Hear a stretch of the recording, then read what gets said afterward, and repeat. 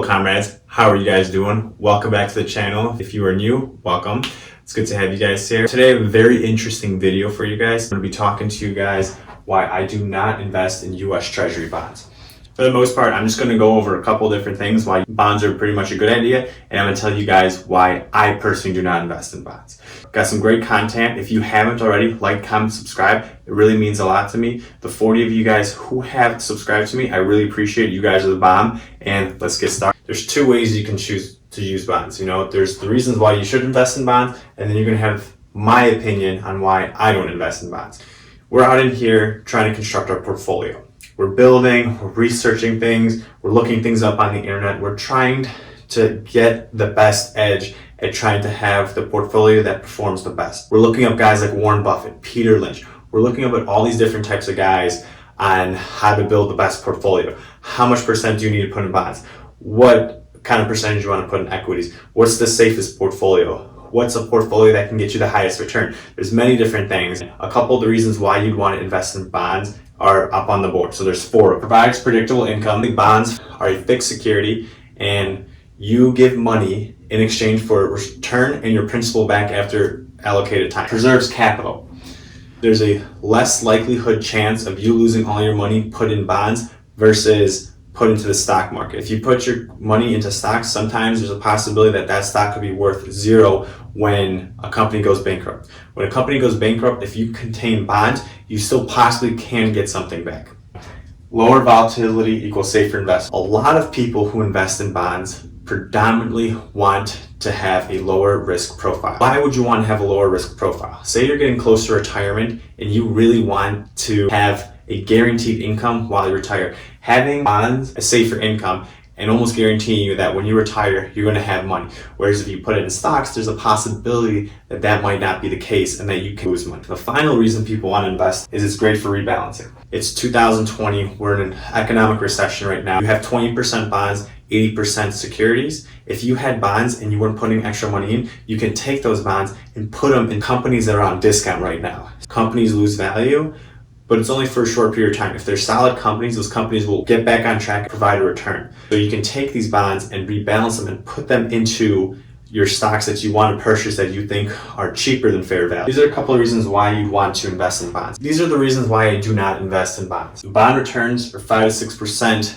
annually. Inflation and volatility / risk profile. The first reason, the 5 to 6% bond return. So historically, US Treasury bonds have returned anywhere between 5 and 6%. You realistically can get an S&P 500 ETF that outperforms that over the long run. With your S&P 500 index, you're going to have a 7 to 10% return compared to a 5 or 6% return. For me, in my growth portfolio, I'm aiming for a 15% return. And just for where I'm at, by the time they let me retire, which the retirement age right now is 67. I'm a 26-year-old man right now. They'll let me retire when I'm 67. 41 years is when they'll let me retire. This is how long I'm planning on building my portfolio. Ideally, if I can get it built up faster, I could retire sooner. I'm planning that by the time I hit 67 is when I could retire. I have a much longer horizon to invest. If I have a much longer horizon to invest, I'd rather be investing in something that's going to get me more money over the long period of time. If you do look at some of the charts, there are certain times where bonds did outperform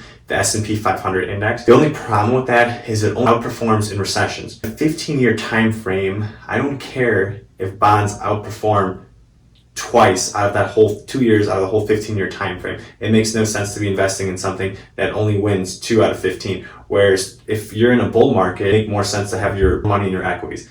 But that's one of the main reasons why I do not invest in US Treasury bonds. Second reason is inflation. Currently, right now, the US Treasury bond rate is at 0.9%. In the past, it used to be much higher than that. You can be getting 2, 3, 4%. If you're in the 1980s, 1990s, you can be getting a bond rate of over 9%. Currently, right now, the inflation rate is anywhere between 1.8 to 3%, and we still don't even know the full effects of what inflation will do, especially because the government has been pumping money into the economy. That inflation could be going much more. If I'm getting a 0.9% yield on the bond rates and inflation is 3%, I'm essentially losing money for this time period. Over the long run, it makes no sense investing in bonds. Third reason I don't invest in bonds is my volatility / risk profile. I have 41 years before I get to retire. I don't care about volatility. The stock market's going to go up, the stock market's going to go down. That doesn't faze me. I know what my psychology is going into investing, specifically with higher growth stocks and ETF. I know what it takes, that I'm not selling my position just because I'm down 20, 30, 40, 50%. My risk profile is much higher. And again, I have a 401k, which is an 80-20 right now. When I get closer to retirement, it'll probably do a 60-40. I have a Roth IRA, which pay really nice dividend stocks that they're very solid companies. And so this is my one chance in my growth portfolio that I'm not going to have bonds in there, and I'm going to aim for the highest return possible. My aim is to hit 15% a year of annualized return. Some people are going to say that's difficult, but you know what? If you do your research, it is possible. Volatility does not faze me. Why are you going to be investing in something when inflation is more than the actual yield that you're going to get? And then ultimately, the bond return rate is pretty dismal, 5 or 6%. That's pretty weak when ultimately I'm going to be investing in the long run. Here's my final word. Just because I won't invest in US Treasury bonds right now doesn't mean I will never touch them in the future. When I do eventually get closer to retirement, that is something I probably want to invest in.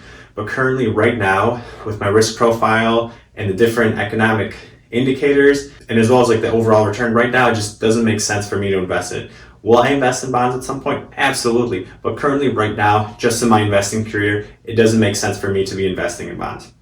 There's gonna be a lot of veteran investors say like, hey, you need to put some money in bonds. You know what?